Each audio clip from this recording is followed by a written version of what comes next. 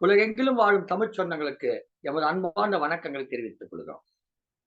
சங்கத்தமிழ் இலக்கிய பூங்கா உலக தாய்மொழி நாளையொட்டி தொடர் நிகழ்ச்சிகளை நடத்தி வருகிறது.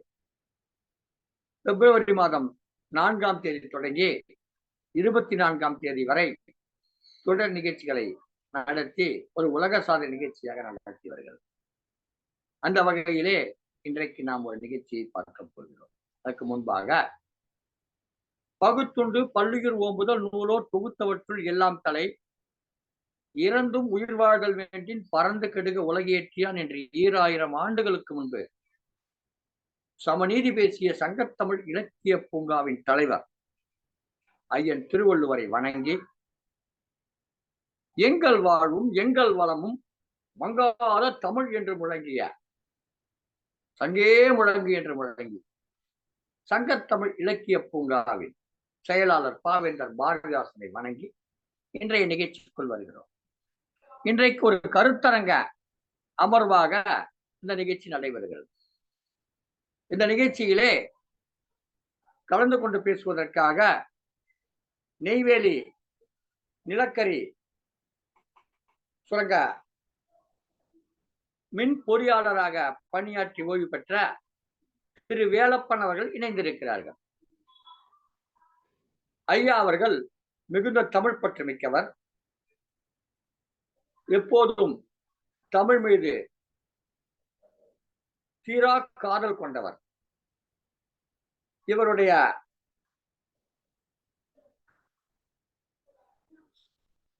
சகோதரியினுடைய மகள் திருமதி சிவகாமி சண்முக சுந்தரம் அவர்கள் இன்றைக்கு இந்த நிகழ்ச்சியிலே அடுத்து ஒரு பாடல் பாடப் போகிறார். இந்த சிவகாமி சண்முக சுந்தரம் என்ற இந்த மங்கை ஊட்டச்சத்து தொடர்பான ஒரு கல்வி படித்தவர். ஆனால் இவருக்கு சிறு வயதிலேயே தமிழை ஊட்டச்சத்தாக வழங்கியவர் தான் இன்றைக்கு கருத்தரங்க நிகழ்விலே கலந்து கொண்டு பேச இருக்கிற திரு வேலப்பன் அவர்கள். தாய்மாமன் என்ற வகையிலே இவரை வளர்க்கிற பொறுப்பிலே, இவருக்கு நற்கருத்துக்களை சொல்லுகிற பொறுப்பிலே அவர் அன்றைக்கு இருந்தார். அன்றைக்கு இவர் இன்றைக்கு ஊட்டச்சத்து படித்தவராக இருந்தாலும் கூட அன்றைக்கே இவருக்கு தமிழை ஊட்டச்சத்தாக வழங்கி இருக்கிறார். அதனுடைய விளைவு என்னவென்று சொன்னால், இவர் பள்ளியில் படிக்கும் போதே எண்களை எழுதுகிற போது தமிழ் எண்களை எழுதியிருக்கிறார். அதை பார்த்துவிட்டு இதென்ன இப்படி புதுசா இருக்கிற, இந்த மாதிரி எழுதுறீங்களே அப்படின்னு கேட்டது. இதுதான் தமிழ் எண்ணு, நீங்க எழுதுறதுலாம் தமிழ் எண் கிடையாது அப்படின்னு பள்ளி பருவத்துல அவர் மாணவியாக இருந்த போது தன்னுடைய சக தோழிகளுக்கும் ஆசிரியர்களுக்கும் விளக்கம் கூறியிருக்கிறார். அது மாதிரி வளர்த்தெடுக்கப்பட்டிருக்கிறார். அதனால்தான் தான் இன்றைக்கு திருக்குறள் தொண்டர் என்கிற விருது பெற்று சங்கத்தமிழ் தொலைக்காட்சி மேலாண் இயக்குநராகவும் சங்கத்தமிழ் இலக்கிய பூங்காவுடைய ஒருங்கிணைப்பாளர்களில் மிக தலைமை பொறுப்பில் இருக்கிறவரும் ஆக இவர் சிறந்து விளங்கி கொண்டிருக்கிறார். அவர் இன்றைக்கு ஒரு பாடலை பாடி இந்த நிகழ்ச்சியை தொடங்கி வைக்கிறார். வாருங்கள் அம்மா, வாருங்கள் திருமதி சிவகாமி சண்முக சுந்தரம் அவரே, வாருங்கள். அன்னை தமிழுக்கு முதல் வணக்கம். சங்கத்தமிழ் இலக்கிய பூங்காவின் தலைவராம் ஐயன் வள்ளுவரை தொழுது செயலராம் பாவேந்தரை வணங்கி அதன் ஒருங்கிணைப்பாளராம் திரு நீலகண்ட ஐயா அவர்களை வணங்குகின்றேன். உலக தாய்மொழி நாள் கொண்டாட்டத்தை முன்னிட்டு சங்கத்தமிழ் இலக்கிய பூங்கா பல்வேறு நிகழ்வுகளை நடத்தி வருகிறது. அந்த வகையில் இன்று ஒரு கருத்தரங்க நிகழ்வு மலரவிருக்கிறது. இதன் தொடக்கமாக தாய்மொழியை போற்றும் வகையில் ஒரு பாடலை பாடவிருக்கின்றேன். தாய்மொழியை குறைவாக நினைக்காதே, உன் தமிழ் மொழி போல் வேறு இனிக்காதே. தாய்மொழியை குறைவாக நினைக்காதே, உன் தமிழ் மொழி போல் வேறு இனிக்காதே. தூய தமிழ் கலைகளினை மறக்காதே, அதன் தொன்மையினை அறிந்து வியக்காதே. தூய தமிழ் கலைகளினை மறக்காதே, அதன் தொன்மையினை அறிந்து வியக்காதே. தாய்மொழியை குறைவாக நினைக்காதே, உன் தமிழ் மொழி போல் வேறு இனிக்காதே. பாரதி நற்கவிதைகளை யாத்த மொழி கம்பன் பாடிட பொருள் ஈந்த மூத்த மொழி. பாரதி நற்கவிதை யாத்த மொழி கம்பன் பாடிட பொருள் ஈந்த மூத்த மொழி. வாழ்தலுக்காய் ஈரடியில் வாசகங்கள் தந்த வள்ளுவன் குரலுக்கு வாய்த்த மொழி. வாழ்தலுக்காய் ஈரடியில் வாசகங்கள் தந்த வள்ளுவன் குரலுக்கு வாய்த்த மொழி. திருமுறையோடு நிறைவான பெரும் நலம் நிதம் தரும் மொழியே தாய்மொழியை குறைவாக நினைக்காதே. உன் தமிழ் மொழி போல் வேறு இனிக்காதே. சேய்களுக்கு தமிழ் பெயரை நீ சூட்டு உயர் செந்தமிழில் பாடவர்க்கு தாலாட்டு.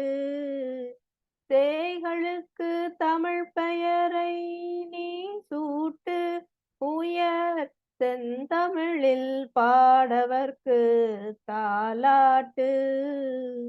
ஆய்ந்து நல்ல நூல்களினை நீ காட்டு அவர் அறிவுற கிடைக்குமே பாராட்டு. தமிழோடு வளமாக செந்தமிழோடு வளமாக உனையனை மகிழ்ந்திடும் மனமே தாய்மொழியை குறைவாக நினைக்காதே. உன் தமிழ் மொழி போல் வேறு இனிக்காதே. தாய்மொழியை குறைவாக நினைக்காதே. உன் தமிழ் மொழி போல் வேறு இனிக்காதே. தமிழ் மொழி போல் வேறு இனிக்காதே. இனிக்காதே. வாய்ப்புக்கு நன்றி.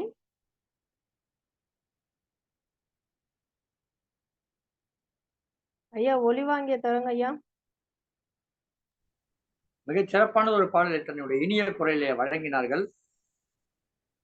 தாய்மொழி குறைவாக நினைக்காதே, உன் தாய்மொழி போல் வேறு எதுவும் இனிக்காதே என்று மிகச் சிறப்பான பாடல். நிறைய பெரிய நீளமான பாடல், சில வரிகள் மட்டும்தான் பாடினார்கள். பாடலுக்காய் ஈரடியில் வாசகங்கள் கொண்ட வள்ளுவன் குரலுக்கு வாய்த்த மொழி. பாடலுக்காய் ஈரடியில் வாசகங்கள் தந்த வள்ளுவன் குரலுக்கு வாய்த்த மொழி என்று அந்த பாடல் தொடர்ந்து செல்லும். ஒரு அற்புதமான பாடல். அயல் நாட்டில் இருக்கக்கூடிய தமிழர்கள் அந்த பாடலை பாடி கலாலயாவினுடைய பாடல் என்று அந்த பாடலை இன்றைக்கு சிறப்பாக பாடினார்கள். மிகச் சிறப்பம்மா திருமதி சிவகாமி சண்முக சுந்தரம் அவர்கள் இந்த நிகழ்ச்சியிலே ஒரு தொடக்க பாடலை பாடினார்கள். தொடர்ந்து வருகிறார். நம்முடைய நிகழ்ச்சியிலே பல்வேறு நிகழ்ச்சியிலே கலந்து கொண்டு பல்வேறு கருத்தரங்களிலே கலந்து கொண்டு பல்வேறு தலைப்புகளிலே கருத்துரையாடல் செய்தவர்.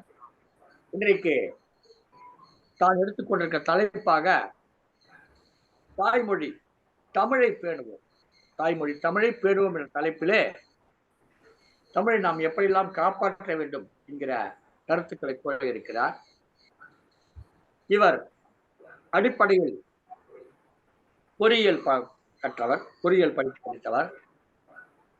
நிலக்கரி சுரங்கத்திலே, நெய்வேலி நிலக்கரி சுரங்கத்திலே பல ஆண்டு காலம் பணியாற்றி ஓய்வு பெற்றவர். அங்கே இருக்கக்கூடிய நெய்வேலி நிலக்கரி சுரங்க தமிழ் மன்றத்திலே பல நிகழ்ச்சிகளை பொறுப்பெடுத்து நடத்தியவர். அந்த நிகழ்ச்சிகளில் பங்கேற்று சிறப்பித்தவர். மிகுந்த தமிழாரும் தமிழ் ஈடுபாடும் கொண்டவர். அதனால்தான் தன்னுடைய சகோதரி மகளுக்கு தமிழ் மொழி பற்றை ஊட்டி வளர்த்திருக்கிறார்.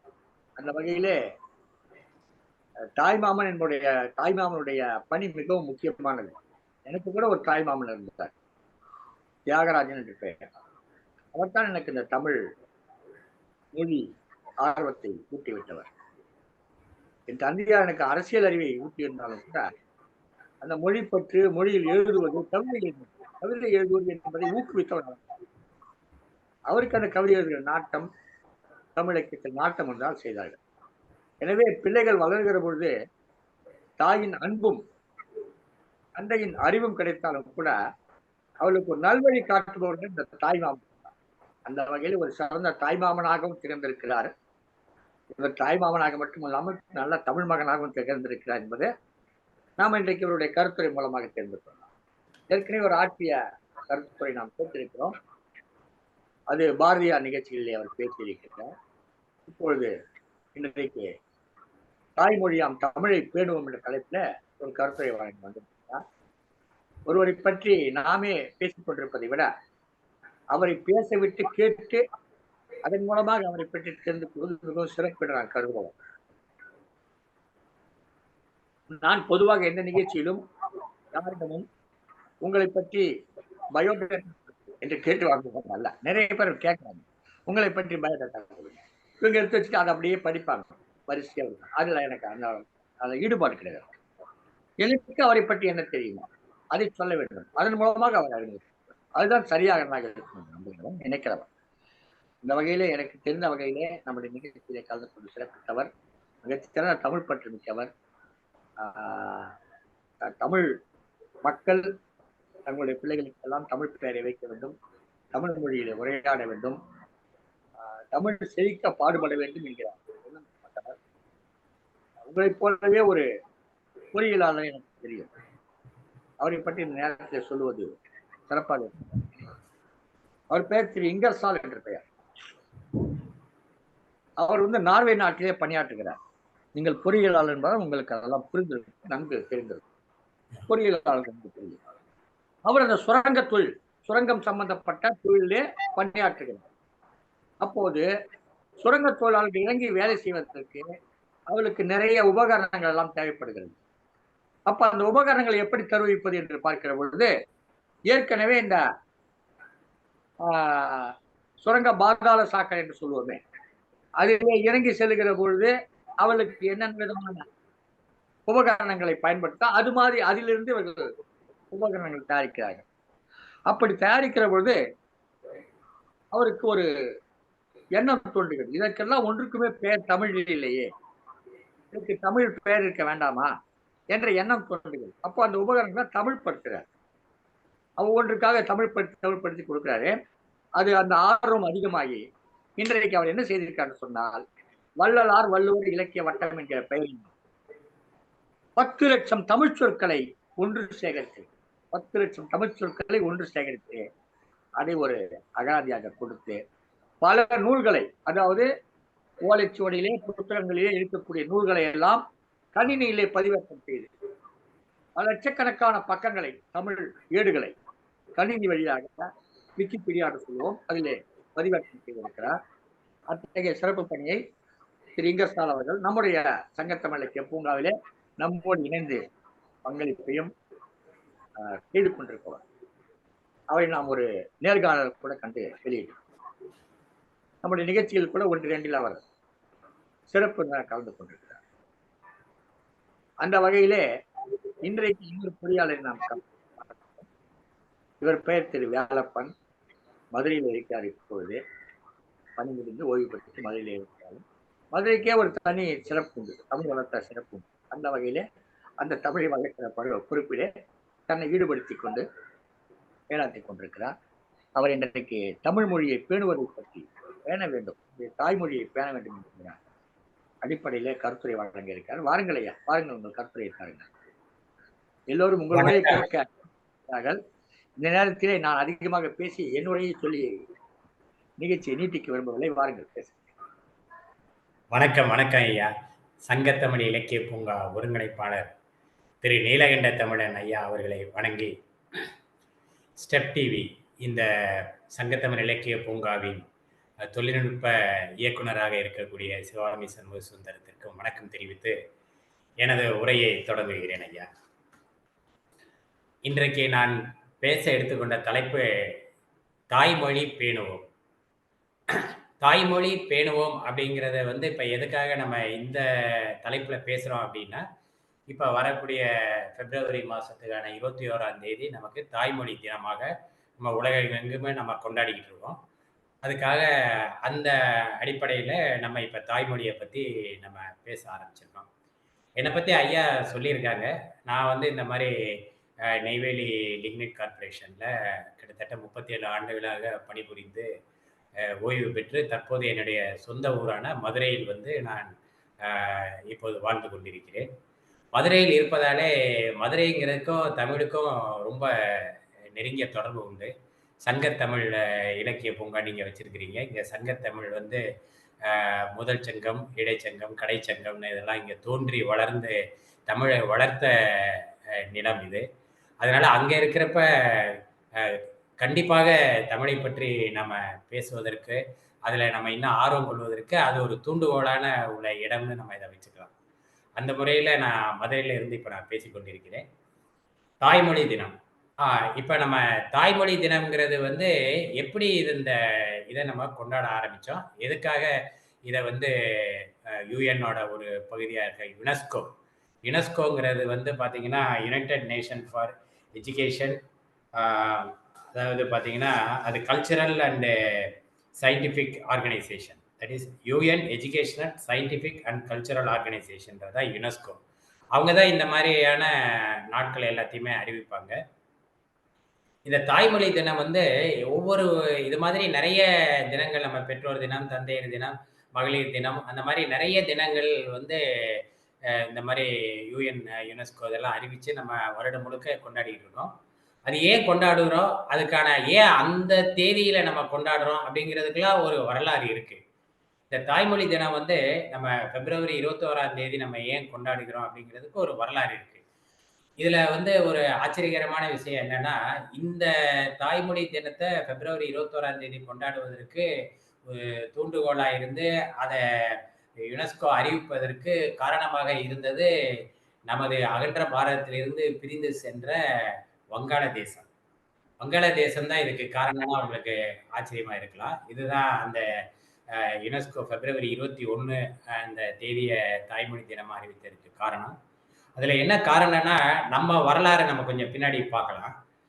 நம்ம பாரதம் வந்து பிரிட்டிஷார்களிடம் அடிமையாக இருந்தப்ப, இப்போ தற்போதைய பாகிஸ்தான், பங்களாதேஷ் எல்லாமே வந்து ஒன்றிணைந்து ஒரே பாரதமாக தான் நம்ம இருந்தோம்.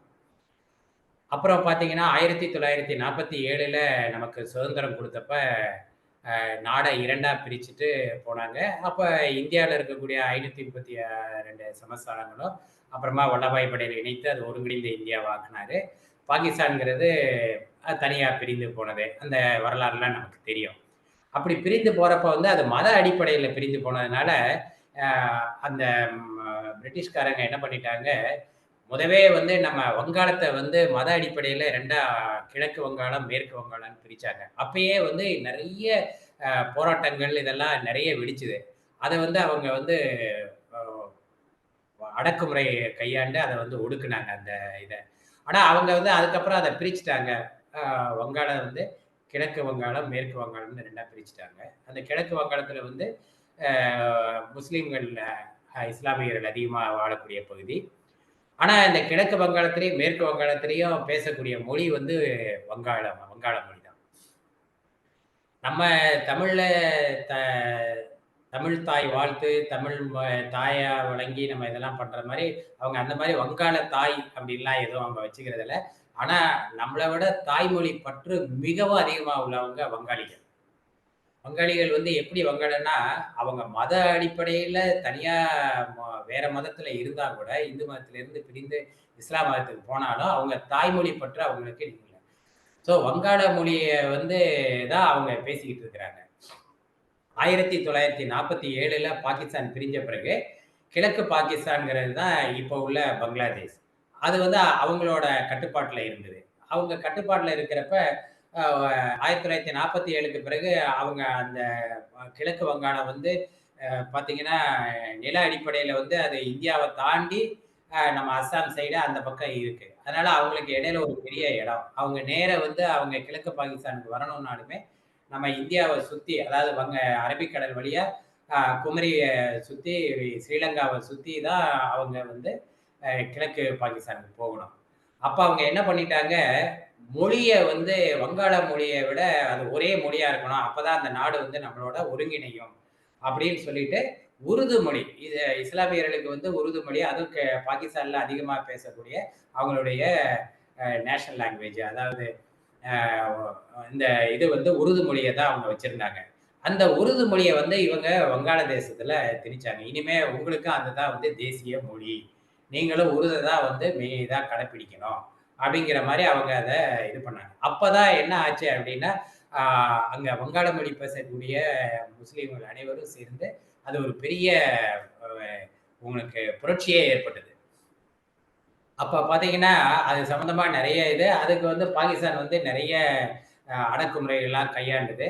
அப்ப இந்த 1952ஆம் ஆண்டு பிப்ரவரி 21ஆம் தேதி ஒரு பெரிய புரட்சி நடந்தது. மொழிய வந்து வங்காள மொழிய வந்து அவங்க கடைசியா ஒரு இதுக்கு கூட வந்தாங்க. என்னன்னா, உருது மொழிய நீங்க வச்சுக்கிறது ஏன்னா அவங்க மத அடிப்படையில உருது மொழிங்கிறது ஒரு முக்கியமான மொழி தான். உருது மொழிய வச்சுக்கிட்டா கூட, இதையும் நீங்க வங்காள மொழிய நீங்க வந்து ஒரு அ ஒரு அடிஷனலா ஒரு ஒரு தாய்மொழியா நீங்க தேசிய மொழியா நீங்க அங்கீகரிக்கணும் அப்படின்னு கேட்டு பார்த்தாங்க. அதுக்கும் கூட அந்த பாகிஸ்தான் அரசாங்கம் ஒத்துக்கல. உருது மொழி தான் தேசிய மொழி. நீங்க அத தான் வந்து கடைபிடிக்கணும். ஆ வங்காள மொழி வேணா நீங்க வீட்டுக்குள்ள பேசிக்கங்க.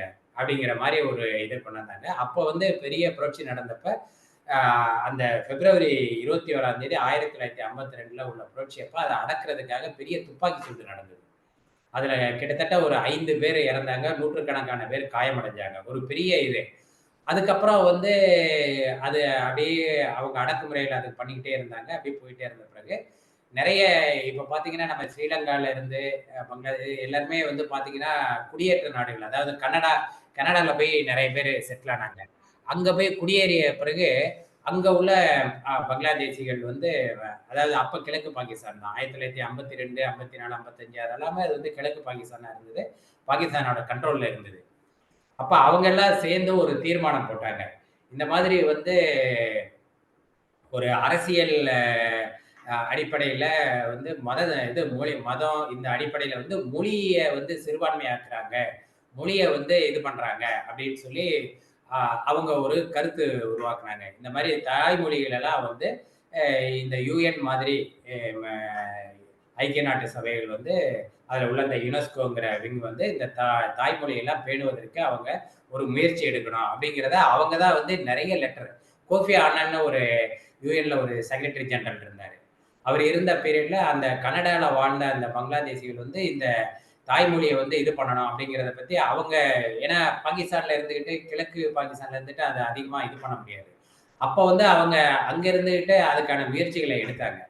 இது வந்து இப்படியே போக, போக, போக இவங்க கிழக்கு பாகிஸ்தான் வந்து அதிகமா இவங்க உருது மொழிய புகுத்த, புகுத்த அது பெரிய லெவல்ல வந்து முக்தி பாகினின்னு ஒரு புரட்சி இயக்கம் உருவாச்சு.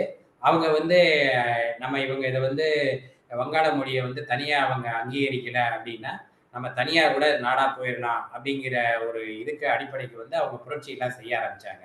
அப்ப அந்த அந்த தகராறு நமக்கு தெரியும் நீண்டுகிட்டே வந்தது. 1970, 69, 70களெல்லாம் அந்த தகராறு அதிகமாகப்ப நெறைய அகதிகள் வந்து பார்த்தீங்கன்னா, அ கிழக்கு பாகிஸ்தான்ல இருந்து நம்மளுடைய வெஸ்ட் பெங்கால் அதாவது மேற்கு வங்காளத்துக்கு நெறைய பேர் வந்தாங்க.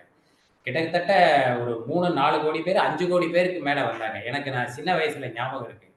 5 பைசாவுக்கு வந்து ஒரு தபால் தலை வெளியிட்டிருந்தாங்க இந்திய அரசாங்கம்.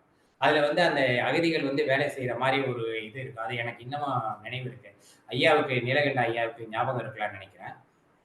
ஆ 5 பைசாவுக்கு ஒரு தபால் தலை வெளியிட்டாங்க. எதுக்காகன்னா, அவ்வளவு அகதிகள் நம்ம நாட்ல வந்து சேர்ந்த உடனே, அவங்களுக்கு வந்து உணவு மற்ற அடிப்படை வசதிகளை செய்து கொடுக்கிறதுக்கு நமக்கு பணம் தேவைப்படுது. அந்த நிதிக்காக வந்து இந்திரா காந்தி அம்மையார் காலத்துல வந்து அந்த ஒரு இத இது பண்ணாங்க. அதுக்கப்புறம் நம்மளுடைய வரலாறு தெரியும். 1971ல அ போ போர் நடந்தது. ஏன்னா அகதிகள் அதிகமா வர ஆரம்பிச்ச உடனே இதுதான் இது பண்ணின்னு சொல்லிட்டு, அவங்கள தனி நாடு ஆக்கிரலாம்ன்னு சொல்லிட்டு நம்ம இந்தியா ஒரு முடிவு எடுத்து, அந்த முக்தி பாகினிக்கு உதவி செய்ற மாரி உள்ள போய் பெரிய சண்டை நடந்தது. அது பெரிய வரலாறு. அது நமக்கு தெரியும்.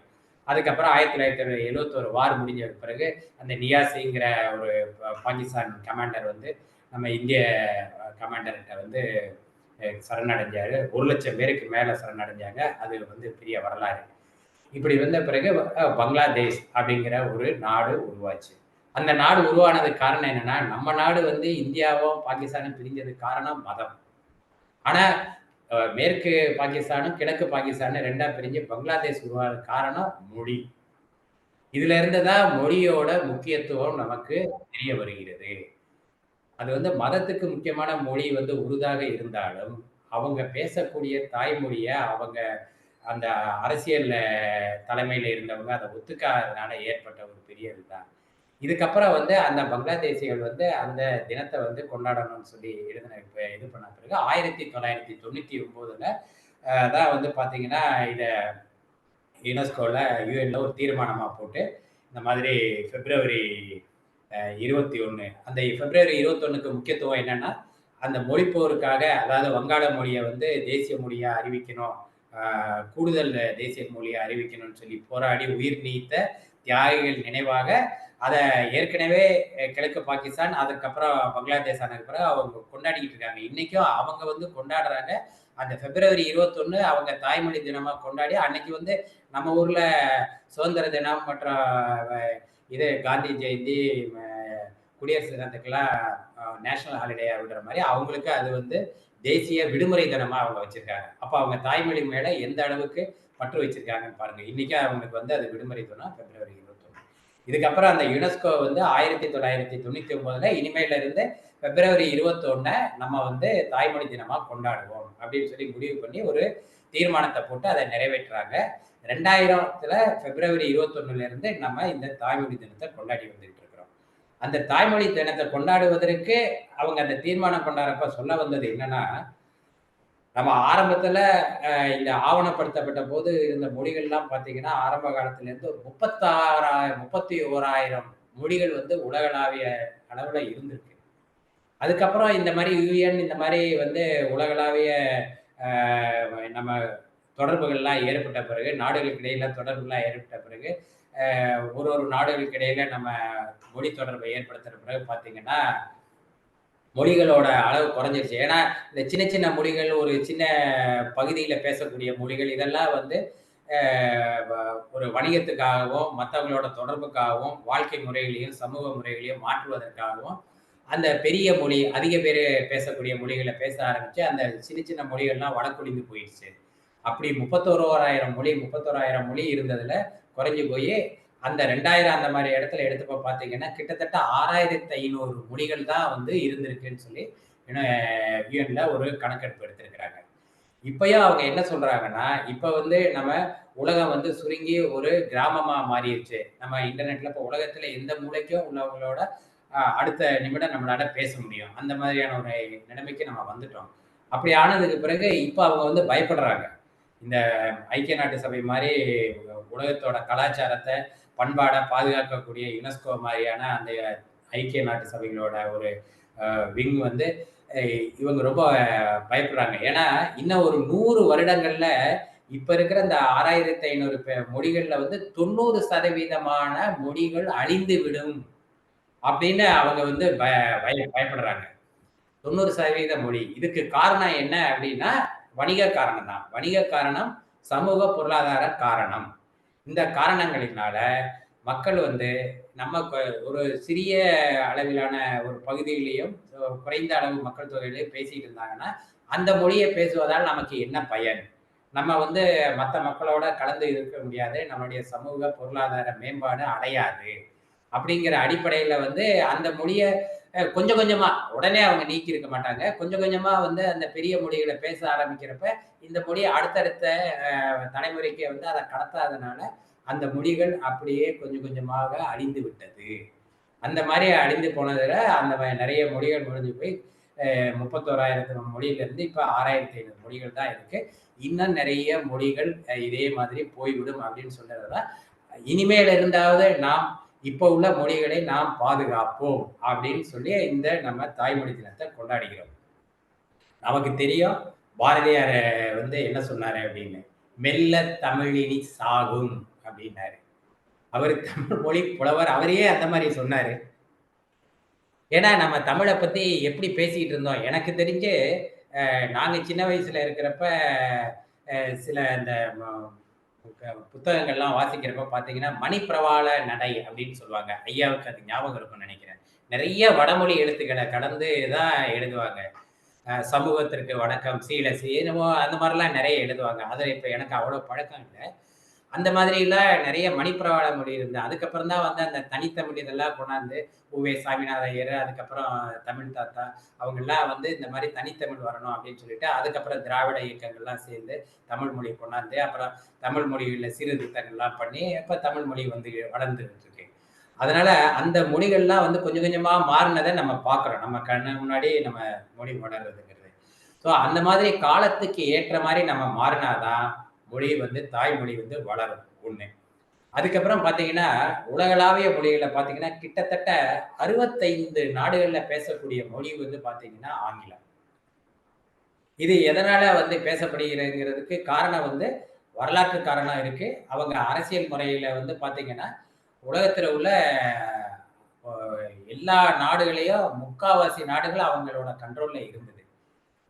வெகு சில நாடுகள் மட்டும் தான். அதாவது ஐரோப்பால உள்ள நாடுகள், அதாவது பிரான்ஸ், ஜெர்மனி, அந்த மாரி சில நாடுகள், அ சைனா, ஜப்பான் அந்த மாரி சில நாடுகள் மட்டும், அப்புறம் ரஷ்யா, ஆப்பிரிக்கால ஒரு சில 1, 2 கண்ட்ரிகள். இந்த மாரி நாடுகள் மட்டும் தான் அவங்களோட இதுல வரல. மீதி 3/4வாசி நாடுகள எல்லாமே அவங்க தான் வந்து அடிமைப்படுத்தி காலனி ஆதிக்கத்துல வச்சிருந்தாங்க.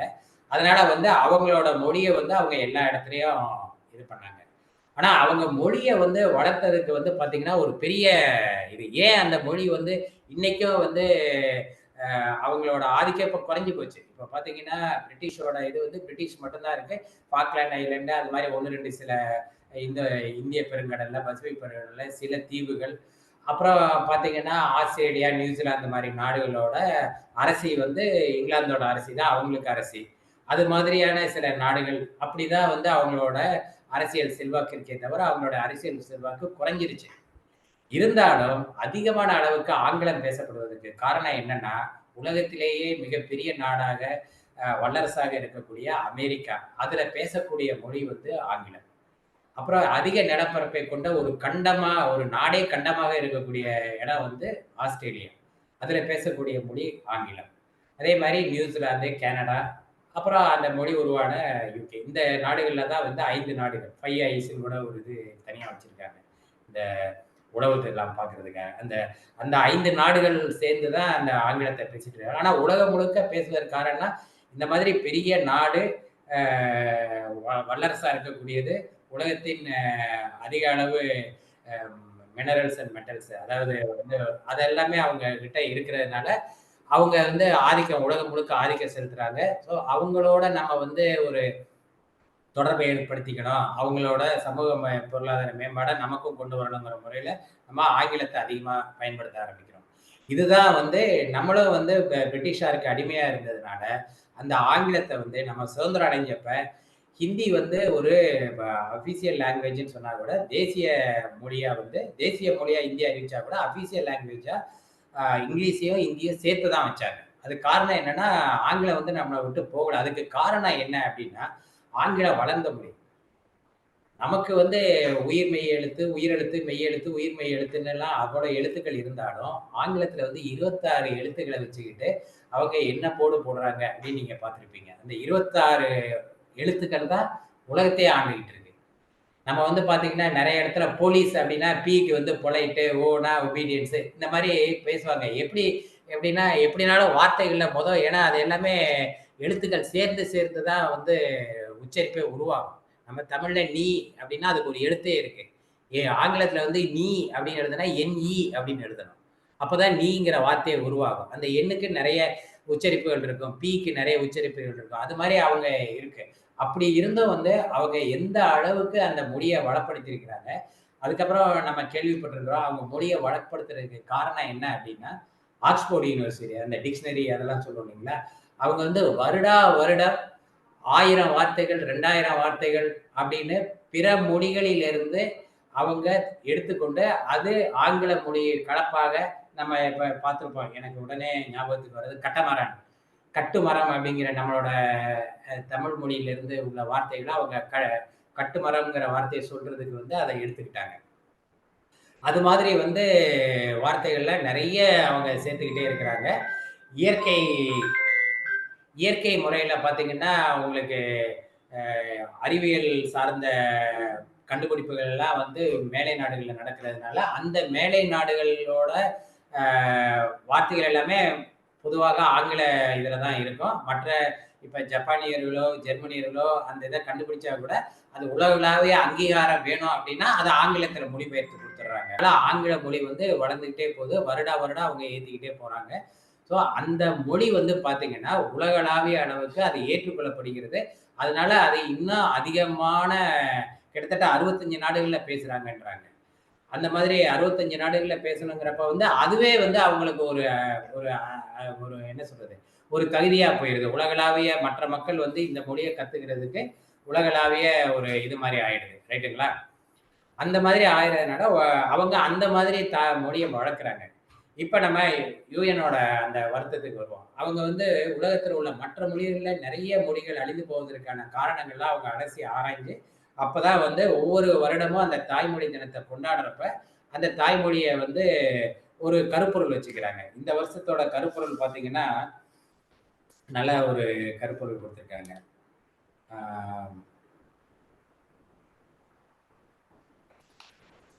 அந்த கருப்பொருள் நான் சொல்றேன். அதாவது நம்ம ஜெனரேஷன் அதாவது அடுத்த தலைமுறைக்கு நம்ம தாய்மொழிய கடத்துவது. அந்த மாதிரியான ஒரு கருப்பொருள் தான் இந்த வருடம் வச்சிருக்கிறாங்க.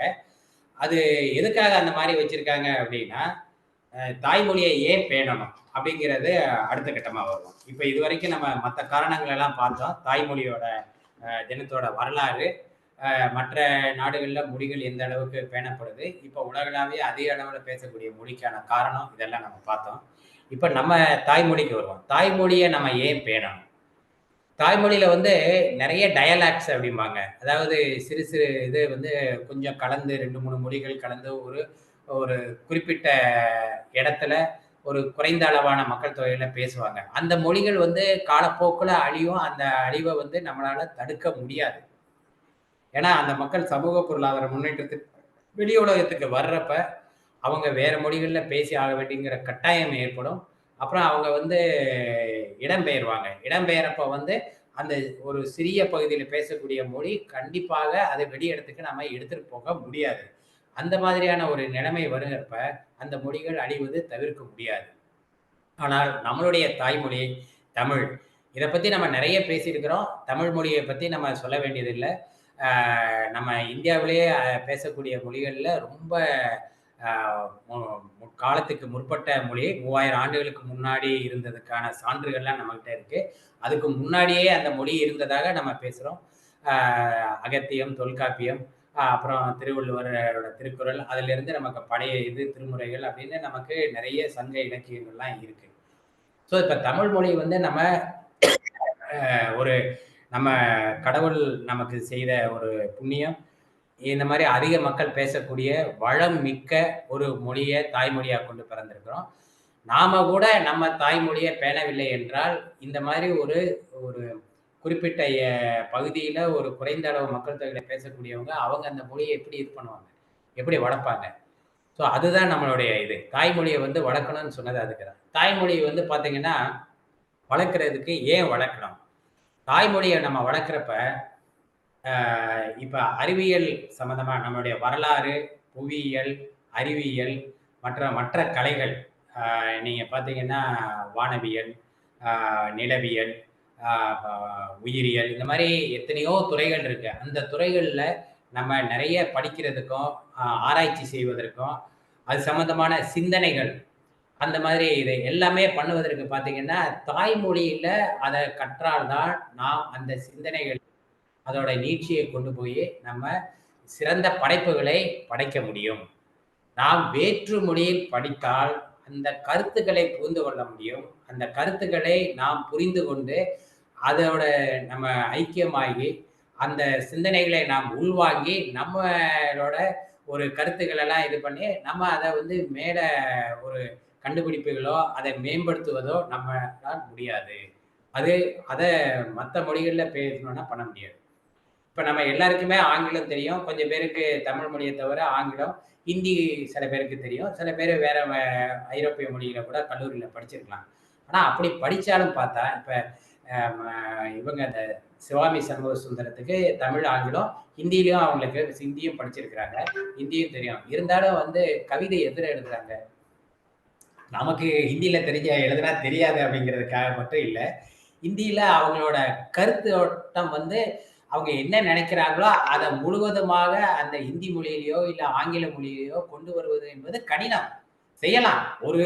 ஒரே ஒரு கவிதை வேணா ஆங்கிலத்துல எழுதலாம். முடியும். ஆனா, இந்த மாதிரி இப்ப நீங்க ஐயா வந்து இப்ப தாய்மொழி சம்பந்தமா ஒரு கவிதை எனக்கு தெரிஞ்சு இன்னைக்கு காலையில அவங்க இதுல டிஃபன்லாம் செஞ்சுட்டு கூட அப்புறம் கூட அத தயார் பண்ணியிருப்பாங்க. ஏன்னா, அந்த நேரம் தான் அவங்களுக்கு பிடிக்குது. நான் பார்த்துருக்கேன். நெறைய கவிதைகள்லாம் பார்த்தீங்கன்னா, ஒரு 1 மணி நேரத்துல இது பண்ணிருவாங்க. ஏன்னா, அவங்களுக்கு அது சம்பந்தமான கருத்துக்கள் தமிழ்ல ஆல்ரெடி பேசி, அது சம்பந்தமாக கலந்துரையாடி அவங்களுக்கு ஒரு கருத்து இருக்கு. அத தமிழ் மொழியில அத மீண்டும் தாய்மொழியில அத நினைத்து, அத இது பண்றப்ப வந்து அதை மேம்படுத்தி, நல்ல அவங்களோட கருத்துக்கள வந்து ஒரு கோர்வையா கவிதைங்கிற முறையில சொல்ல முடியுது. ஸோ இந்த மாதிரியான விஷயங்கள் எல்லாம் வந்து தாய்மொழியில எல்லாம் பண்ண முடியுமே தவிர வேற எதுலயும் பண்ண முடியாது. நீங்க உலகத்திலேயே வந்து சிறந்த கண்டுபிடிப்புகளை பண்ணக்கூடிய நாடுகள்ல பார்த்தீங்கன்னா, ஜெர்மன், ஆ பிரிட்டிஷார், ரஷ்யா, ஜப்பான், சைனா. இவங்க தான் வந்து பார்த்தீங்கன்னா, உலகத்தோட முக்கியமான கண்டுபிடிப்புகள்லாம் கண்டுபிடிச்சிருக்கிறாங்க. ஏன் அவங்க கண்டுபிடிச்சிருக்கிறாங்க? ஏன் நம்ம வந்து எவ்வளோ பெரிய நாடு?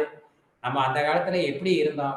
நம்மளோட செல்வ வளத்தையும் கேள்விப்பட்டு, நம்மளோட வாழ்க்கை முறை எப்படி இருக்குங்கிறத கேள்விப்பட்டு தானே ஐரோப்பியர்கள் நம்ம நாட்டோட வந்து தொடர்பு வச்சுக்கணும்னு சொல்லிட்டு, உலகத்த அப்படி சுத்தி ஆப்பிரிக்காவெல்லாம் சுத்தி, நன்னம்பிக்கை முனைய சுத்தி இந்தியாவுக்கு வந்து சேர்ந்தாங்க. ஏன் வந்து சேர்ந்தாங்க?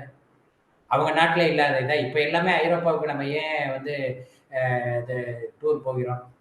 அந்த நாட்டுல உள்ள வளப்ப பார்த்து நாமும் அந்த மாரி ஆகணுங்கிறதுக்காக தானே அந்த மாரி போறோம். ஆனா அவன் ஒரு காலத்துல நம்ம நோக்கி வந்தானே, ஏன் வந்தான்? நம்ம அந்த அளவுக்கு இருந்தப்ப ஏன் வந்து இந்த அளவுக்கு நம்ம கண்டுபிடிப்புகள, அறிவியல் கண்டுபிடிப்புகள நம்ம பண்ண முடியல? நம்ம பண்ணியிருக்கிறோம். பண்ணது எத சொல்றோம்னா, சங்க காலத்துக்கு முன்னாடி உள்ள கண்டுபிடிப்புகள பத்தி தான் நம்ம பேசிக்கிட்டு இருக்கிறோம். இப்ப கண்டுபிடிச்சது என்ன கண்டுபிடிச்சோம் நம்ம? இந்த சமீப காலமா ஒரு 500 வருஷமா, ஒரு 1000 வருஷமா என்ன கண்டுபிடிச்சோம்? ஒண்ணும் அதிகமா கண்டுபிடிக்கலையே. அதுக்கு காரணம் என்னன்னா, நம்ம தாய்மொழியில சிந்தனை செய்வது குறைந்து விட்டது. அதுதான் காரணம். ஏன்னா படையெடுப்பு காரணமாக ஆ முகலாயர்கள் படையெடுப்பு காரணமாக பார்த்தீங்கன்னா, உருது, பார்சி மற்ற மொழிகள் எல்லாம் உள்ள வந்தது. ஹிந்திங்கிறதே அதுக்கப்புறம் வந்து சான்ஸ்கிரிட் அங்க உள்ள பகுதிகள்ல உள்ள மொழிகள்லாம் கலந்து வந்த பாஷை தான். பாஷாரி பாஷா அப்படிம்பாங்க அது. அந்த மாரி உருவானது தான் ஹிந்தி. ஹிந்திக்கு வந்து ரொம்ப பெரிய இதெல்லாம் கிடையாது. அதே மாரி அதுல வார்த்தை வளமும் அந்த அளவுக்கு கிடையாது. ஹிந்திய வந்து ஈஸியா கத்துக்கலாம். அவங்க சிவாமி அம்மாவுக்கு கேட்டா தெரியும். ஏன்னா எல்லாத்துக்கும் நெறைய இதுக்கு ஒரே வார்த்தைகள தான் அதிகம் யூஸ் பண்ணுவாங்க. கரோன்னு நாங்க சும்மா கிண்டலா பேசுவோம். இதுல நாங்க ராஜஸ்தான்ல பணிபுரிஞ்ச போது.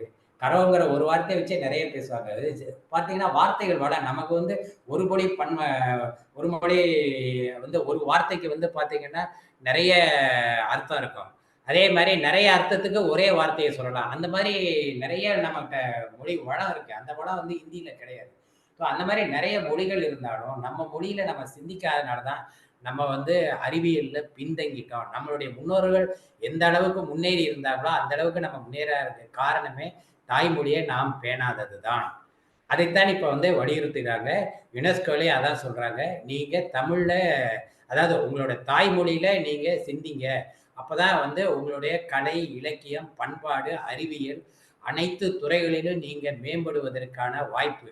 இப்ப ஆங்கிலத்துல வந்து எல்லா உலகத்துடைய முக்கியமான அறிவியல் துறைகளோ, இல்ல சமூக பொருளாதார மேம்பாட்டுக்கான அம் புத்தகங்கள், அதற்கான நூல் எல்லாமே அதுல கிடைக்குதுன்னா, அத நம்ம கத்துக்கலாம். தப்பில்ல. ஏன்னா, ஒரு மொழிய படிச்சுட்டு இருந்தோம்னா, இப்ப தற்போதைய காலத்துல நம்முடைய சமூக பொருளாதார முன்னேற்றம் ஏற்படாது. தாய்மொழிய படிக்கணும். எதற்காக அப்படின்னா, நாமும் வந்து இந்த முன்னேற்றத்தின் ஒரு பகுதியாக இருக்கணும்னா, தாய்மொழியை படித்தால் மட்டுமே நாமும் அதில் ஒரு ஆளாக தான் இருக்கலாம். இல்லை என்றால் நாம் ஒரு கன்சியூமர் அதாவது ஒரு நுகர்வோராக தான் இருக்க முடியும். மற்ற நாடுகள் எல்லாத்தையும் கண்டுபிடிப்பார்கள். அந்த கண்டுபிடிப்பை நாம் உபயோகப்படுத்துவோம். அதாவது மொபைல்ல நல்லா கண்டுபிடிப்போம். அதுக்குள்ள சாஃப்ட்வேர் அவங்க செஞ்சு வைப்பாங்க. அதுல நம்ம கேம் விளையாடுவோம். அதுல WhatsAppல நம்ம தகவல் செய்வோம். அவ்வளவுதான். நாம் ஒரு நுகர்வோராக தான் இருப்போம். நாம் தனியாக எதையும் கண்டுபிடிக்க மாட்டோம். நாம் சமூக பொருளாதாரத்தில் வேணா முன்னேறலாம். ஆனால் அறிவியலிலும் பண்பாடிலும் நாம் முன்னேறுவதற்கான வாய்ப்புகள் மிக மிக குறைவாகிவிடும். அதற்காக தான் வந்து தாய்மொழியை கற்றுக்கங்க. தாய்மொழியில நீங்க சிந்திக்க ஆரம்பிங்க. தாய்மொழியில சிந்திச்சாதான் முதல்ல உங்களுடைய பாரம்பரியத்தை பற்றிய ஒரு புரிதல் ஏற்படும். உங்க வரலாறு, உங்களுடைய முன்னோர்களை பற்றிய அறிவு, அதற்கு அப்புறம் நம்மளுடைய அறிவியல், நம்மளுடைய கருத்து, சிந்தனை இது எல்லாமே நமக்கு மேம்படும். அதனால தாய்மொழியில சிந்தித்தால் மட்டுமே தான் நமக்கு அந்த வாய்ப்புகள் கிடைக்கும். அதற்காக தான் அந்த மாதிரி சொல்றாங்க. இப்ப தாய்மொழியை நம்ம ஏன் பேணணும் அப்படிங்கிறதுக்கான இதெல்லாமே பார்த்துட்டோம். அதாவது பார்த்தீங்கன்னா, உலகத்துல இப்ப தாய்மொழி இப்ப தமிழ் மொழி வந்து எனக்கு சில கருத்துக்கள் இருக்கு. அது ஐயாவும் இவங்கெல்லாம் ஏத்துக்கிறாங்கன்னு இருந்தாலும் பொது வெளியில வைக்கிறேன். என்னன்னா, நம்ம தமிழ் மொழிய வளர்க்கிறோங்கிற பேர்ல, அ இப்போ உள்ள அறிவியல் சொற்களுக்கு அ தூய தமிழ் சொற்களை நாம ஏற்படுத்துறோம். அப்படிங்கிற பேர்ல நம்ம அப்படியே ஒரு இடத்துல நின்றுறோம். இப்ப பார்த்தீங்கன்னா, காஃபிங்கிறது இப்ப எல்லாருமே குடிக்கிறோம். உலகளாவிய அளவுல காஃபிங்கிறது ஒரு பானம் எல்லாரும் குடிக்கிறோம். அந்த காஃபிங்கிறத நம்ம காஃபின்னே எல்லா இடத்துலயும் காஃபி, டீ கொடுக்கப்படும் அப்படின்னு போட்டிருக்கிறான். இங்க தயார் அப்படின்னு போட்டிருக்கிறான். அத நம்ம அப்படியே எடுத்துக்கிறதுல வந்து என்ன பொறுத்த மட்டும் அந்த அளவுக்கு கான்னு தான் எழுதுறோம், பீன்னு தான் எழுதுறோம். அது ஒண்ணும் பெரிய தவறு இல்ல. அதுக்கு வந்து குழம்பின்னு ஏதோ ஒரு புதுசா ஒரு வார்த்தைகள்லாம் தேர்ந்தெடுத்து பண்றாங்க. கேள்விப்பட்டிருப்பீங்க. இந்த குழம்பிங்கிற வார்த்தை யாராவது சொன்னா யாருக்காவது புரியுமா? கணனிங்கிற வார்த்தைகளே வந்து கம்ப்யூட்டர்னே நம்ம சொல்லிட்டு போயிடலாம். ஒண்ணும் தப்பு கிடையாது. அது அந்த வார்த்தைங்கிறது வந்து ஒரு 200 வருடங்களுக்கு முன்னாடி இங்கிலீஷ்லயும் கிடையாது. ஏன்னா கணனிங்கிறது அப்ப உருவாகவே இல்ல. கண்டுபிடிக்கப்படவே இல்ல. அப்ப அது வந்து அவங்களுக்கு தான் சொந்தம்னு அந்த அந்த வார்த்தை வந்து ஆங்கிலத்துக்கு சொந்தம்னு நம்ம சொல்ல வேண்டிய அவசியம் இல்ல. கம்ப்யூட்டர்னா சொல்லிக்கலாம். கணினின்னு சொல்றோம் ஓகே. அது மாரி எத்தன வார்த்தைகள் போயிட்டு இருக்கு. அதாவது மொழி வளத்த நான் அதுக்காக தான் நான் அந்த இத சொன்னேன். அந்த ஆக்ஸ்போர்ட் டிக்ஷனரிலாம் வருடம் பார்த்தீங்கன்னா, அவங்க புதுசா ஒரு எடிஷன் வெளியிடுவாங்க. அந்த பதிப்பு வெளியிடுறப்ப பார்த்தீங்கன்னா, வருஷம் இத்தன வார்த்தைகள அதில சேர்த்திருக்காங்கம்பாங்க. அந்த வார்த்தைகள எல்லாம் பார்த்தீங்கன்னா, ஆங்கிலம் மூலமா கொண்டிருக்காது. ரூட் வேர்டு அங்கேருந்து வந்திருக்காது. எல்லாமே வந்து வெளிநாடுகள்ல இருந்து வேற மொழிகளிலிருந்து முக்கியமா அந்த வார்த்தைகள் வந்து இவங்க கிட்ட இருக்காது. அந்த வார்த்தையெல்லாம் இங்க வந்து கொண்டாந்து போடுறாங்க. இது சொல்றப்ப எனக்கு ஒரு இது ஞாபகம் வந்தது. ஒரு இதுல பேசுறப்ப ஒருத்தர் சொன்னாரு. நம்ம கலாச்சாரம், பண்பாடு, நம்ம மதம் இதெல்லாம் பத்தி, ஆன்மீகத்தெல்லாம் பத்தி சொல்றப்ப, பாவம், புண்ணியம் அப்படிங்கிற ஒரு 2 வார்த்தை இருக்கு. பாவத்துக்கு வந்து எல்லாருக்குமே தெரியும். பாவம்ங்கிறது என்ன? ஆங்கிலத்துல அதுக்கு வார்த்தை கூட இருக்கு. சின் அப்படிம்போம். அந்த சின்ங்கிற வார்த்தை அவங்க வச்சிருக்காங்க. ஆனா, அந்த புண்ணியம் அப்படிங்கிற ஒரு வார்த்தை இருக்கு பார்த்தீங்களா? அதுக்கு சரியான ஆங்கில வார்த்தை கிடையாது. நீங்க வேணா விசாரிச்சு பாருங்க. இத்தன வருஷமா அவங்க வந்து அந்த ஆக்ஸ்போர்ட் டிக்ஷனரில வருடம் வந்து நெறைய வார்த்தைகள அவங்க சேர்த்தா கூட, இந்த புண்ணியம்ங்கிற ஏன்னா அந்த கருத்து புண்ணியம்ங்கிற ஒரு வார்த்தை இருக்கு பார்த்தீங்களா? அந்த கருத்தே அவங்களுக்கு தெரியாது.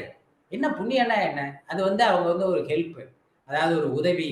அந்த மாரி தான் எடுத்துப்பாங்களே தவிர, அந்த பாவம், புண்ணியம், முற்புரை அந்த மாதிரியான வார்த்தைகள் அவங்ககிட்ட அந்த நினைப்பே கிடையாது. அதனால வந்து அது ஒண்ணும் அவங்களுக்கு ஒரு பெரிய குறையும் கிடையாது. அதனால அத பத்தி அவங்க கவலைப்பட்டுக்கலாம். அத எதற்காக சொல்ல வரேன் அப்டின்னா, இந்த மாரி வார்த்தைகள வந்து நம்ம புதிதாக அ அறிவியல் முறைப்படி கண்டுபிடிக்கக்கூடிய வார்த்தைகள், நம்மளுடைய தொழில்நுட்பத்தினால வரக்கூடிய வார்த்தைகள் எல்லாம் முடிந்த வரைக்கும் அ அத தூய தமிழா ஆக்கணும்னு நெனைக்காம, அந்த வார்த்தைகள நம்ம அப்படியே எடுத்து வச்சுக்கிட்டோம்னா, நம்ம மொழி வந்து வளரும். அதுக்கப்புறம் வந்து இந்த வடமொழி எழுத்துக்கள்னு சொல்லுவோம். வடமொழி எழுத்துக்கள இதெல்லாம் இருக்கு. அந்த வார்த்தைகள்லாம் வந்து பார்த்தீங்கன்னா, நம்ம மொழியில அந்த உச்சரிப்பு வந்து அதிகம் கிடையாது. ஏன் அப்படி கிடையாது அப்படின்னா, நம்மளுடைய சங்ககால மொழியில பார்த்தீங்கன்னா, வார்த்தைகள்லாம் அந்த கரடு முரடா தான் இருக்குமே தவிர, அந்த அந்த மாரி ஒரு மென்மையான ஒலி குறிப்புல வராது. அப்புறம் அந்த இசை குறைப்புல அதெல்லாம் வந்து சாரி, க, ம, ல லாம் வருதுன்னு வச்சுக்கோங்களேன். அது வந்தா கூட, இதெல்லாம் நமக்கு கிடையாது. நம்ம தமிழ்ல வந்து பார்த்தீங்கன்னா, டைப் ரைட்டிங் வந்து அந்த வடமொழி எழுத்தும் இருக்கும். இப்ப நீங்க தமிழ்ல இது பண்ணணும்னா, ஐயப்பன் இந்த இப்ப பார்த்தீங்கன்னா, ஐஸ்வர்யா அப்படின்னா, இஸ்ஸுங்கிற வார்த்தையில அந்த வடமொழிய போட்டு தான் ஆகணும். அத நீங்க போடலைன்னா, நெறைய பேர் அந்த மாரியான ஒரு இத தவிர்ப்பதற்காக இங்கிலீஷ்ல எழுதிருவாங்க. இப்படிதான் நம்ம தமிழ் மொழி வந்து உபயோகப்படுத்துவது குறைஞ்சிக்கிட்டு இருக்கு. ஏன்னா இங்கிலீஷ்ல தமிழ்ல எழுதுறப்ப அவங்களுக்கு நிறைய பிரச்சனைகள் வருது. அதனால என்ன பண்ணிடுறாங்க, தூய தமிழ்ல எழுத முடியாங்கிறக்கா ஆங்கிலத்தை உபயோகப்படுத்த ஆரம்பிச்சிடுறாங்க. அதற்காக என்னென்ன சொல்ல வரேன்னா, வடமொழி எழுத்தை வந்து சில பேர் இது பண்றது, அதை உபயோகப்படுத்துவதற்கு கொஞ்சம் தயங்குவாங்க. அந்த தயக்கம் இருக்கக்கூடாது. ஏன்னா அந்த தயங்குனோம்னா நமக்கு உள்ளதும் போச்சுடா நல்ல பண்ணாங்கிற மாதிரி உள்ள வார்த்தைகளும் நமக்கு கொஞ்சம் கொஞ்சமா போக ஆரம்பிச்சிடும். தமிழோட இது குறைய ஆரம்பிச்சிடும். அதற்காக வந்து நான் சொல்ல வர்றது என்னன்னா, அறிவியல் தொழில்நுட்பத்தினால உருவாகக்கூடிய வார்த்தைகளை முடிந்த வரைக்கும் அதை அப்படியே அந்த வார்த்தையை நம்ம எடுத்துக்கிட்டோம்னா, அது வந்து நம்ம விரைவாக நம்ம வந்து அந்த அறிவியல் உண்மைகளையும் அந்த கருத்துக்களையும் உள்வாங்கிக் கொள்வதற்கு ஒரு வாய்ப்பாக இருக்கும்.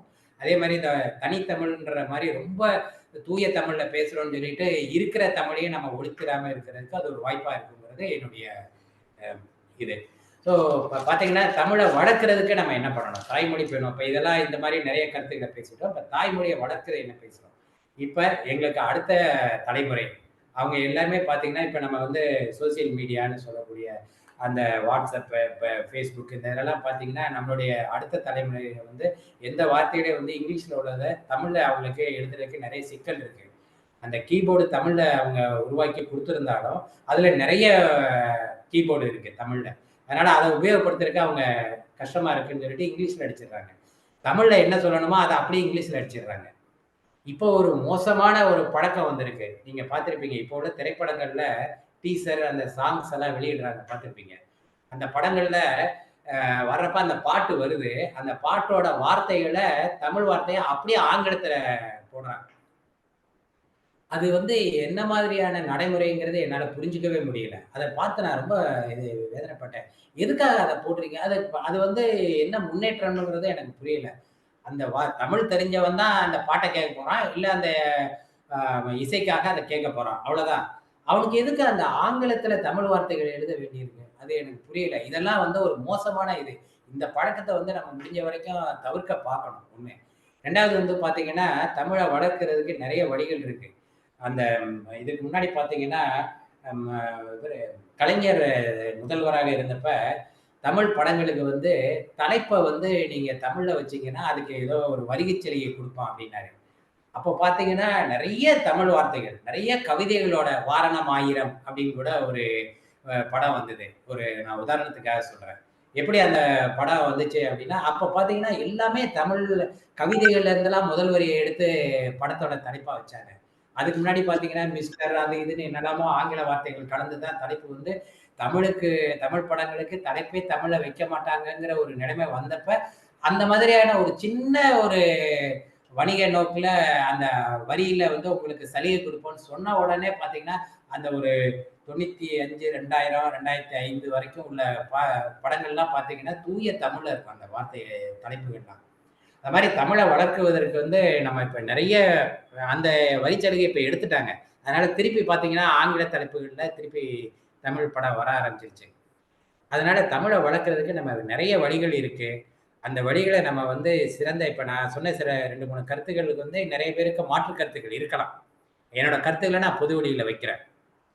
அந்த கருத்துக்கள உபயோகப்படுத்தணும்னா, நம்ம அ முக்கியமாக நம்மளுடைய தமிழ் மொழி மொழி வளத்துல இன்னும் அதிகமாகும். நம்மளுடைய அறிவியல் மற்றும் இந்த கருத்துக்கள்ல நம்ம தமிழ் மொழியிலேயே சிந்திக்க முடியும். தமிழ் மொழியிலேயே புத்தகங்கள், நூல்கள்லாம் இயற்ற முடியும்.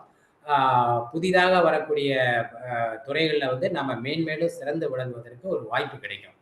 ஸோ இதுதான் வந்து இந்த மாதிரி எல்லாருக்கும் ஒரு தாய்மொழி மேல அதாவது குறைஞ்சபட்சம் அந்த நாள்லயாவது நம்ம தாய்மொழிய நம்ம பேணுறோமா, பேசுறோமா அப்படிங்கிறத நம்ம பார்க்கணும். வெளிநாட்டுல போய் நீங்க இருந்தீங்கன்னா கூட, ஒரு மலையாளி வந்து அவங்க வீட்டுக்குள்ள வந்து பார்த்தீங்கன்னா, அப்பா, அம்மா, பசங்க எல்லாமே பார்த்தீங்கன்னா, மலையாளத்துல தான் பேசுவாங்க. நம்ம தான் வந்து வெளிநாட்டுல போய் செட்டில் ஆயிட்டோம்னா, அங்க போய் சேர்ந்த உடனே அங்க உள்ள மொழி ஆங்கிலம்னா, ஆங்கிலத்துல தான் பேசுவோம். பையன்களுக்கு அதான் பேசுவோம். அட்லீஸ்ட் நம்ம தாய்மொழியில பேசணும்னா, அந்த பாரம்பரியத்த தெரிவாங்க. இல்லாட்டி பாரம்பரியமே இந்தியாவா அது எங்க இருக்கு? தமிழ்நாடா எங்க இருக்குன்னு கேட்கிற லெவலுக்கு போயிடுவாங்க. அதனால வந்து தாய்மொழிய நம்ம பேணுனா தான் நம்மளுடைய பாரம்பரியம் புரியும், நம்மளுடைய வரலாறு புரியும். நாம் வந்து சிந்திப்பது, நம்மளுடைய கலை, இலக்கியம் மேம்படும். அறிவியல் மற்றும் இதுல வந்து நாம் கண்டுபிடிப்பாளர்களாக மாறக்கூடிய காலம் வரும். இதுதான் என்னுடைய இந்த தாய்மொழிய பற்றிய நாளை கொண்டாடுவதற்கான முக்கியத்துவமாக நினைக்கிறோம். அதனால இந்த மாதிரியான என்னோட கருத்துக்களை சொன்னேன். இது மாதிரி நம்ம தாய்மொழியை பேணுவதன் மூலம் நாம் நம் தாய்மொழியை இன்னும் நீண்ட காலத்திற்கு வாழ வைக்கலாம். உலகத்தில் உள்ள தலை சிறந்த இந்த 6500 மொழியில 90 மொழி போயிடும் இல்லைங்களா? அந்த 10% மொழி மீதம் இருக்கலாம். அதுல ஒரு மொழியா நம்ம தமிழ் மொழியை வைப்போம் என்று கூறிக்கொண்டு என்னுடைய உரையை முடிக்கிறேன். நன்றி, வணக்கம். வணக்கம் ஐயா, வணக்கம். நிறைய கருத்துக்களை சொல்லியிருக்கிறீர்கள். இந்த கருத்துரை மூலமாக நிறைய கேள்விகளை எழுப்பியிருக்கிறீர்கள். முதலில் தொடக்கத்திலே மணிப்பிரவாள மொழி பற்றி கூறினீர்கள். அந்த மணிப்பிரவாளத்தை நீங்கள் ஆதரிக்கவில்லை என்றே கருதுகிறேன். ஆதரிக்கிறீர்களா? ஆதரிக்கவில்லை ஐயா, அதைத்தான் சொன்னேன். அது என்னன்னா, மணிப்பிரவாள மொழிங்கிறது தமிழ்ல எழுத ஆரம்பிச்சாங்க. தமிழ்ல தான் எழுதிக்கிட்டு இருந்தாங்க. அதனால அதை நான் ஏத்துக்கல. ஆதரிக்கவில்லை என்று சொல்லுகிறார். மணிப்பிரவாளம் என்று சொன்னால் தமிழ் மொழியும் வடமொழியும் கலந்து பேசுகிற, கலந்து எழுதுகிற ஒரு முறை. அதான் மணிப்பிரவாளம். மணி என்றால் மணி தெரியா, பிரபாவம் முத்து, முத்தையோ மணியோ சேர்த்து போட்டு ஒரு மாலை மாதிரி அப்படின்னு அர்த்தம். அந்த மணி பிரபாலத்தில மணி பிரவாகமாக போயிட்டு, அதாவது முழுவதும் வடமொழி சொற்களே தமிழ் மொழி சொற்கள் அங்கொன்றும் இங்கொன்றுமாக காணப்படுகிற சொல்லை அன்றைக்கு அதை எதிர்த்தார்கள், தமிழர்கள்லாம் எதிர்த்தார்கள். இதை ஐயா அவர்கள் மிகவும் சிறப்பாக ஆதரித்தார். வடமொழி கலப்பு ஏற்றுக்கொள்ள முடியாதது என்பதை இந்த கருத்துரையினுடைய தொடக்கத்திலே வழங்கினார். ஆனால் அந்த கருத்துரைக்கு ஒரே ஒரு கருத்து நான் சொல்லிடுறேன். வடமொழி வார்த்தைகளை தான் சேர்த்துக்கூடிய அந்த வடமொழி எழுத்துக்கள் சொன்னேன் இல்லைங்களா, இந்த வார்த்தைகள்லாம் நம்ம எடுத்துக்கிட்டாதான் நம்ம மொழி இன்னும் வளம் பெறுங்கிறது என்னுடைய கருத்து. ஒன்றொன்றுக்கு பதில் சொன்னீங்கன்னா அது கலந்துரையாடல் மாதிரி ஆயிடும். உங்க கருத்தரை முறை முடிச்சிட்டீங்க, இனிமேல் நான் கருத்து சொல்றேன். அது அப்படி கிடையாது, அது கருத்துரை. அப்போ முதலில் அவர் அந்த வடமொழியும் தமிழ் மொழியும் கலந்த ஒரு மொழி நடையை எதிர்த்தார். ஆனால் அவருடைய கருத்துடைய பின்பகுதியிலே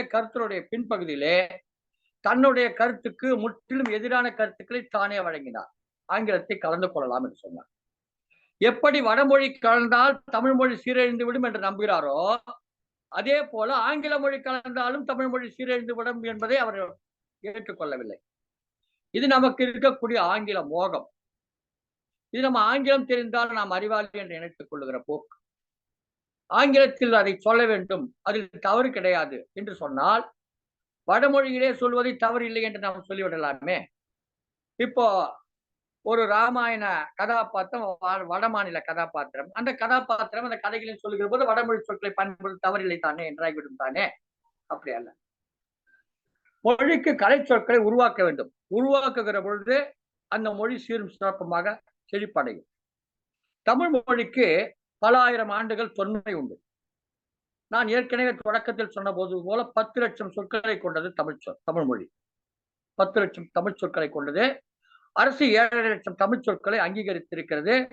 அதனால்தான் கவிஞர் வைரமுத்து எழுதுகிற போது 7 லட்சம் தமிழ் சொல்லில் உனக்கான சொல்லை எப்படி தேடி எடுப்பேன் என்று கேட்டார். அவர் அந்த துறையில இருந்தவர். அந்த மொழியாக்கம், அந்த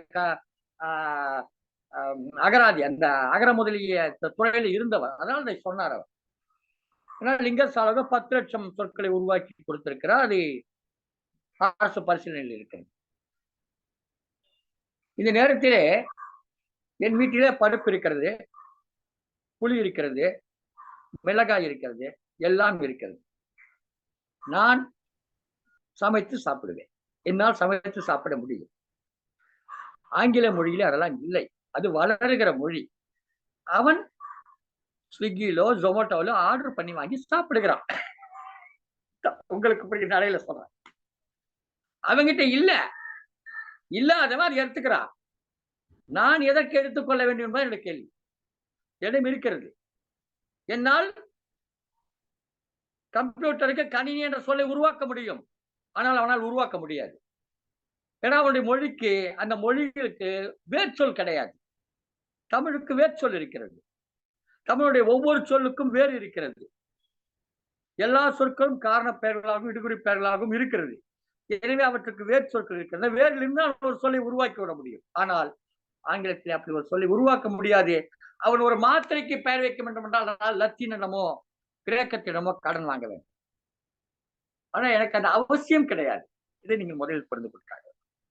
அப்புறம் இன்னொரு கருத்தை சொல்லிக் கொள்வேன். இது போன்ற கருத்துக்கள் பரவலாக தமிழ்நாட்டிலே வாழக்கூடிய மக்களிடம் காணப்படுகிறது.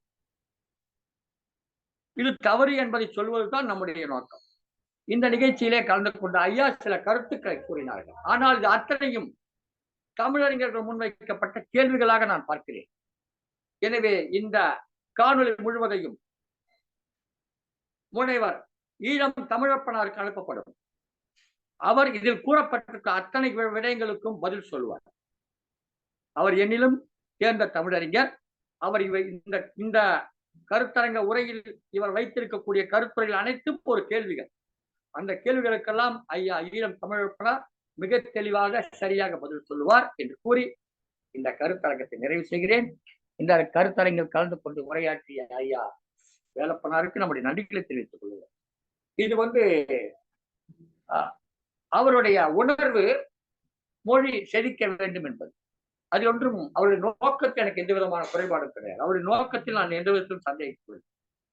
ஆனால் எந்த வழியிலே அதை செழிக்க வைக்க வேண்டும் என்பதிலே மாறுபட்ட கருத்துக்கள் இருக்கிறது. கேப் புக் பண்ணிட்டேன், ஜிபே பண்ணட்டுமா, கேஷ் கொடுத்துட்டுமா, இது தமிழ் ஆகுமா? இதுதான் என்னுடைய கேள்வி. இப்படி உங்கள் தலைமுறையில் பேசினால் கேப் ஆங்கில வார்த்தை, புக் ஆங்கில வார்த்தை, பண்ணிட்டேன் அது தமிழ் சொல்லு கிடையாது, தமிழ்ல வந்த சொல்லு. ஆங்கிலம் வருகிற போது பயன்படுத்துகிற சொல்லு. எப்பெல்லாம் ஆங்கிலம் சொல் வருதோ அப்பெல்லாம் இந்த பன்னித்தமிழ் வந்துடும். கன்னித்தமிழ் போயிடும், பன்னித்தமிழ் வந்துடும். பண்ணிட்டேன். அப்ப இதுவும் தமிழ். இப்ப 3 சொல் முடிஞ்சு. அடுத்து கேப் புக் பண்ணிட்டேன், கேப் புக் பண்ணிட்டேன், ஒரே ஒரு சொல்ல தமிழ்ல இருக்கு. அடுத்து ஜிபே பண்ணட்டுமா, கேஷ் பண்ணட்டுமா?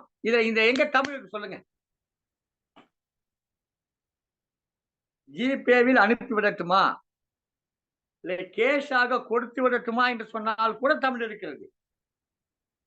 அப்போ அந்த கேஷ் என்பதையே ஒரு வினை சொல்லாக மாற்றி அதுக்கு பண்ணிட்டேன் என்கிற ஒரு சொல்லை உருவாக்கி கொடுத்து, அப்போ முற்றும் ஆங்கிலத்தையே தமிழ் போல, தமிழ் தோற்றத்தில் ஆங்கில பேசி, இது போலி தமிழ். இது தமிழ் அல்ல, போலி தமிழ். தமிழ் போல தோன்றுகிற ஆங்கிலம். ஏன் இப்படி வருகிறது என்று சொன்னால், ஏன் இப்படி பேசுகிற சொன்னால், அந்த தொடர்புடைய நபருக்கு ஆங்கிலம் பேச தெரியாது. ஆங்கிலம் பேச தெரியாத போது இவர் என்ன செய்கிறார்? தமிழில் பேசுவார் நினைத்து ஆங்கில சொற்களை பயன்படுத்தி பேசுகிறார். இவர் என்ன செய்ய வேண்டும்? நியாயப்படி ஐ புக்டு கேப். சரிங்களா? ஆங்கிலம் எனக்கு சரி ஆங்கிலம் தெரியாது. I booked cab. Shall I pay by cash or by GPay? எப்படி சொல்ல வேண்டும் அவர்? நியாயப்படி இதை சொல்ல தெரியாதவருக்கு, சொல்ல தெரியாமல் தான் ஆங்கிலத்தில் பேச வேண்டும் என்ற ஆர்வத்திலே செயல்படுகிற முறைதான் இது. எனவே உங்களுக்கு தெரிந்த தமிழ் நீங்கள் பேசலாம்.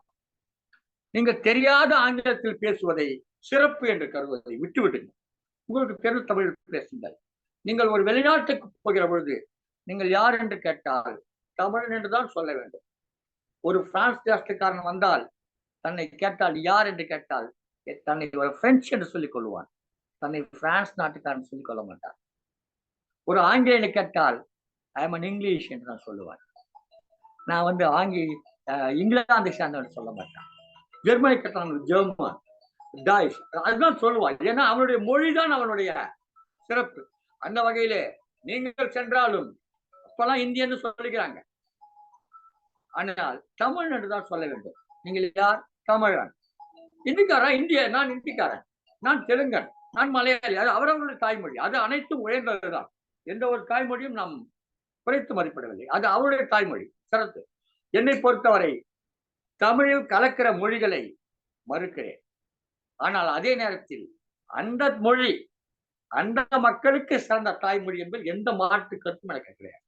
அவர்களுடைய மொழி அவளுக்கு சிறந்தது, என்னுடைய மொழி எனக்கு சிறந்தது. என் தாய் எனக்கு சிறந்தவர், உன் தாய் உனக்கு சிறந்தவர். நம் எல்லோருக்கும் ஒரு பொது தாய் இருக்கிறார். அது பொதுவான தாய் என்கிற உருவம். ஆனா அந்த தாய் என்கிற உருவத்துக்குள் நம்முடைய தாய் அடங்க மாட்டாள் என்பதை நாம் நினைத்து பார்க்கிறோம். அந்த பொதுவான அம்மா என்ற ஒன்று உண்டு. அது அம்மாவுக்கான சில சிறப்பு பண்புகளை கொண்ட ஒரு உருவம். ஆனால் அந்த உருவத்துக்கு நம்முடைய தாய் அடைக்கப்பட மாட்டார். அதுதான் அடிப்படை. இது ஒரு தாய்மொழியை போற்றுவது, பேணுவது என்பது ஒரு உணர்வு தொடர்பான விடை. பேணாமல் இருக்கலாம். எவ்வளவு பேர் தாய் தந்தையை கொண்டு போய் முதியோர்களுக்கு விட்டுடுறாங்கல்ல, அனாதைகளாக விட்டுடுறாங்கல்ல, யாரும் தெரியாது சொல்றாங்கல்ல, தன்னுடைய தாயை யாரும் தெரியாது சொல்லக்கூடிய பிள்ளைமார்கள் இருக்காங்கல்ல, அது மாதிரி இருக்கிறாங்க. நாம அவர்களை பற்றி நாம் ஒன்றும் சொல்வதற்கில்லை. ஆனால் இது ஒரு உணர்வு. இந்த உணர்வு என்பது நமக்கு இருக்கிற வரை நாம் தமிழர்களாக இருக்கும். அதைத்தான் பாவேந்தர் பாரதிதாசன் சொல்கிறார், எங்கு பிறப்பினும் அயலான் அயலானே, இங்கு பிறப்பினும் அயலான் அயலானே, எங்கு பிறப்பினும் தமிழன் தமிழே. எனவே இதையெல்லாம் நினைவில் கொண்டு நாம் நம்முடைய மொழி மேலாதிக்கம் கொடுத்தவை, நம்முடைய மொழி வளர்வதற்கு, நம் மொழியை நாம் பாதுகாத்துக் கொள்வதற்கு. இப்பெல்லாம் பாத்தீங்கன்னா நிறைய பேர் தங்களுடைய பிள்ளைகளுக்கு வடமொழியில பெயர் வைக்கிறாங்க. வடமொழியில் பெயர் வைப்பதை ஒரு சிறப்பு என்று கருதுகிறார். அதில் எந்த விதமான சிறப்பும் கிடையாது. உண்மையில் எந்த விதமான சிறப்பும் கிடையாது. அது என்ன சிறப்பு வந்துவிடும் வடமொழியில் பெயர் வைப்பதால்? எனக்கு புரியவில்லை. உனக்கு தெரியாத புரியாத ஒரு மொழியிலே பெயரை வைத்து அந்த பெயரை அழைப்பதிலே நீ மகிழ்ச்சி அடைகிறாய் என்று சொன்னால் நான் உன்னை ஒன்றும் சொல்லுவதற்கில்லை. அவ்வளவுதான் சொல்ல வேண்டும், வேறொன்றும் சொல்வதற்கில்லை. 2000 ஆண்டுகளுக்கு முன்பு ஒரு அணையை கட்டிக்கிறார். 2000 ஆண்டுகளுக்கு முன்பு ஒரு அணையை ஐயா பொறியியல் வல்லுநர். அவன் பாருங்க, ஒரு பொருளை தண்ணி ஓடக்கூடிய இடத்துல மணல்ல போட்டாக்கா அந்த பொருளுக்கு அடியில் இருக்கிற மணல் அடிச்சுக்கிட்டு போவோம், தண்ணி ஓட்டல அடிச்சுக்கிட்டு போவோம். அடிச்சுக்கிட்டு போக போக போக போக அந்த பொருள், கனமான பொருள் உள்ள போய்கிட்டே இருக்கும். போனா ஒரு கட்டத்துல போய் அது நிலைநிறுத்தப்படும். அந்த நிலைநிறுத்தத்தை நாம் அடிக்கல்லாம் வைத்துக் கொண்டு ஒரு அணையை கட்டலாம். எவ்வளவு தொழில்நுட்பம்! இவ்வளவு தொழில்நுட்பம் தெரிந்தவனுக்கு ஒரு ஆங்கிலத்திலே ஒரு சொல் தேவையா? தான் நான் கேட்கிறேன். தொழில்நுட்பம் என்னுடையது, அதை சொல்லுவதற்கு ஒரு பிறமொழி தேவையா? கேள்வி. இப்போ அந்த அறிவியல் அறிஞர்கள் ஆராய்ச்சி செய்துவிட்டு இப்படிப்பட்ட ஒரு திட்டம் எப்படி இருந்தது, எப்படி இதை கண்டுபிடித்தான்றா வியந்து பார்க்கிறார்கள். இன்னைக்கு 1100 ஆண்டுகளை கடந்து தஞ்சை பெரிய கோயில் நின்று கொண்டு ஐயா பொறியியலால் அப்பேற்பட்ட ஒரு கட்டிடத்தை கட்டுவதற்கு என்ன விதமான அடித்தளம் இட வேண்டும்? ஒரு சாதாரண 10 அடுக்கு மாடி கட்டுவதற்கு ஓராண்டு காலமாக அடித்தளம் போட்டுக் கொண்டிருக்கிறார்கள். ஏதோ எந்திரங்களை எல்லாம் வைத்து குழி தோண்டி அதுக்குள்ள இறக்கி எல்லாம் செய்த பிறகு ஒரு கோடு நீட்டாக போகுது. என்ன கேட்டா கிராக் ஆயிடுச்சுங்களா, கிராக் ஆயிடுச்சுங்களா, இவ்வளவு திட்டம் போட்டு கிராக் ஆயிடுச்சுங்களா, ஒரு கிராக் கூட வரலையே. எவ்வளவு நுட்பம் பாருங்க. ஒரு கோபுரத்தை கட்டுகிறார், எத்தனை தன் எடை கொண்டது கோபுரம், அவ்வளவு பெரிய கோபுரத்தை கட்டுகிறான். கட்டுகிறப்ப என்ன செய்கிறான்? கோபுரத்துக்கு கீழே இறங்கி விடக்கூடாது. நுட்பமான ஒரு பதில் நுட்பத்தை கையாண்டார். மணல் எவ்வளவு அழுத்தினாலும் புதையாது, அகலமாக சென்று கொண்டே இருக்கும்.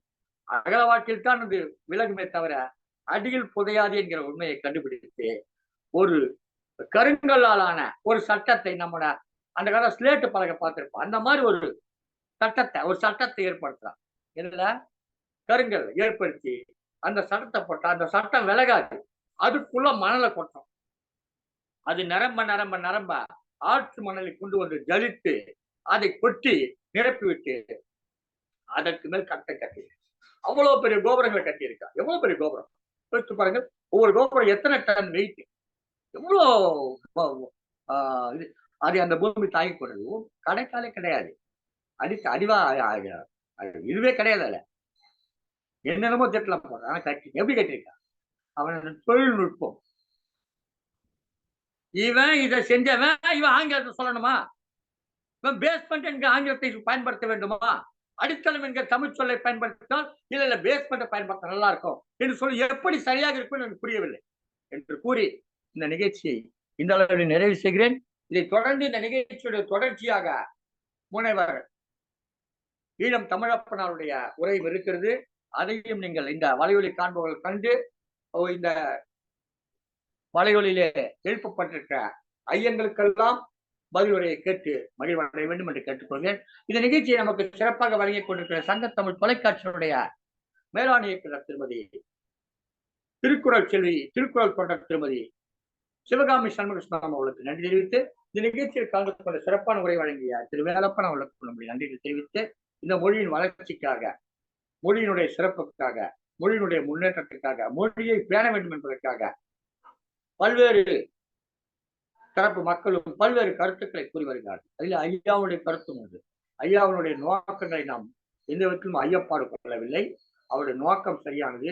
மிகச்சிறந்த தமிழ் பற்று, நான் ஏற்கனவே சொன்னது போல தமிழ் பற்று மிக்கவர் என்றாலும் அவருடைய கருத்துக்களை சொல்லியிருக்கிறார் என்று கூறி இந்நிகழ்ச்சியை நிறைவு செய்கிறேன். நன்றி, வணக்கம்.